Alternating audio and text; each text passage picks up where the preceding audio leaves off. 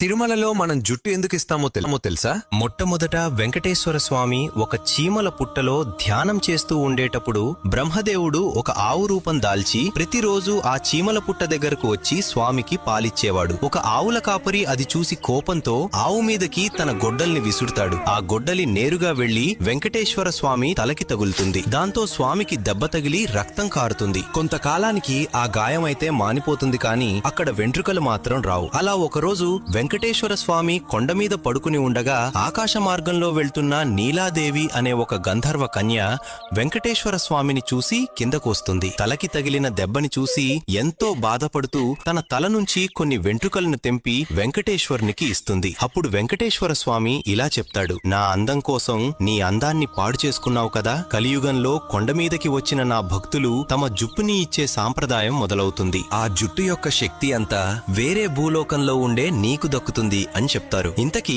తిరుమలలో ఇచ్చే మన జుట్టుని ఏం చేస్తారో తెలిస్తే కామెంట్ చేయండి. తెలియకపోతే గోవింద గోవింద అని కామెంట్ చేయండి.